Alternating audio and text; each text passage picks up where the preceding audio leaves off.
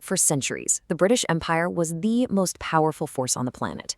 You've probably heard the phrase, the empire on which the sun never set, and yeah, it was literally true. But of course, no empire lasts forever. So in this explainer, we're going to break down the gradual, multi-decade process of how this global superpower transformed during the 20th century. Okay, so to really get a handle on the decline, you first have to appreciate just how huge this thing was. I mean, at its peak, the empire controlled nearly a quarter of the entire world's land and people. Just think about that. It had unparalleled economic might and a navy that ruled the seas. And as you can imagine, the immense cost of holding all that together, well, that would become a huge factor in it all coming apart. So how did it all unfold? Well, we're going to walk through it in 5 key stages. First, figuring out what fall of an empire even means in this case. Then, looking at the impact of World War I, the massive turning point of World War II, that huge wave of decolonization that followed, and finally, some of the last factors that really sealed the deal. All right, let's dive into our first section.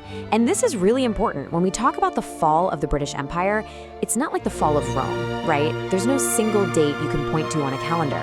It was something very different. Really, the fall here was a long, slow process of losing direct control. Throughout the 20th century, you see this fundamental shift in Britain's relationship with its colonies. One by one, they started moving towards self-government, eventually becoming fully independent nations. It was much more of a gradual letting go than a sudden, dramatic collapse. So where do we see the first real cracks start to appear? Well, that takes us straight to the impact of World War I. Now, Britain was on the winning side, sure, but that victory came at a staggering cost, a cost that really shook the empire to its core. First off, let's talk about the money. The economic damage was just immense.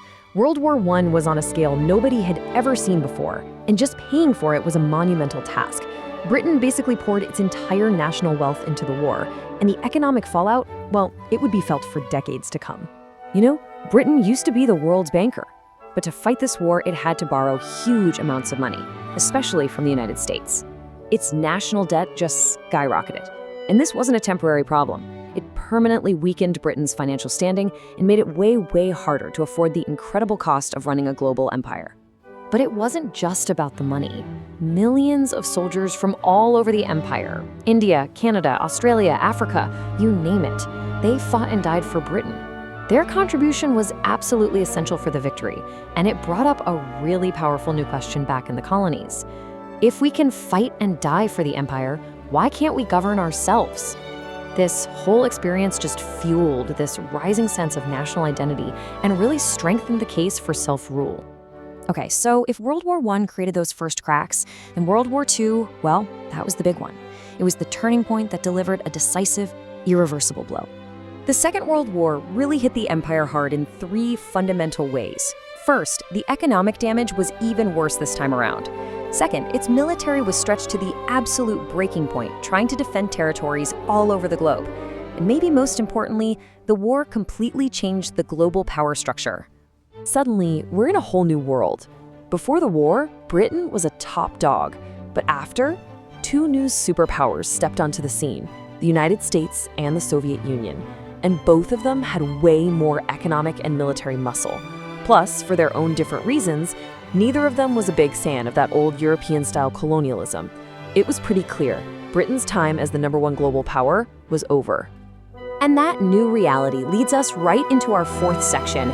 With Britain financially wiped out and no longer the world's top power, the stage was perfectly set for the empire to start unraveling. And fast, we're talking about the great wave of decolonization. And honestly, the biggest event in this whole process was the independence of India in 1947. India was famously called the jewel in the crown of the empire, and for good reason. It was absolutely central to Britain's whole economic and military setup. So losing India, that wasn't just about losing one colony. It was a massive signal to the rest of the world that the age of empire was coming to an end. After India, the dominoes just started to fall, one after the other, and pretty quickly. Just look at this timeline. It really shows you how fast everything happened. In the years that followed, you see independence movements all across Asia and Africa just explode with momentum. Ghana's independence in 1957 was a huge moment for sub-Saharan Africa, and then you had Nigeria, Kenya, and so many others, especially through the 1960s. But here's the thing, the empire didn't just disappear overnight, it transformed. Britain tried to manage this decline by creating something new, the Commonwealth. This was a voluntary club, basically, of independent nations. And this new setup allowed Britain to keep those cultural, economic, and political connections, but without all the cost and the headache of direct colonial rule. Okay, on to our final section. Here, we're going to look at the key events that really sealed the empire's fate. Because even with the Commonwealth up and running, there were these moments that made it crystal clear just how much Britain's position in the world had changed. And wow, no event showed this more clearly than the Suez Crisis in 1956. This was a real moment of truth. It was like a public test of whatever imperial power Britain had left on the world stage. So what happened? Well, when Egypt decided to nationalize the Suez Canal, Britain, along with France and Israel, tried to take it back by force. But, and this is the key part, they ran into a brick wall of political and economic pressure from both the US and the Soviet Union, and they were forced into this really humiliating withdrawal. It was about as clear a public statement as you could get. Britain could no longer just do what it wanted if the new superpowers didn't like it. So, as we start to wrap this all up, it's pretty obvious there wasn't just one single reason for the end of the British Empire. Nope, it was a really complex process, driven by a whole mix of interconnected factors that had been building up for decades. So, let's just recap the big points. The huge economic cost of 2 world wars just fatally weakened Britain. At the exact same time, you had this powerful rise of nationalist movements in the colonies, all demanding their independence. And on top of that, global attitudes were shifting against the very idea of colonialism. And the new big players, the US and the USSR, were pushing that shift forward. In the end, it really boils down to this.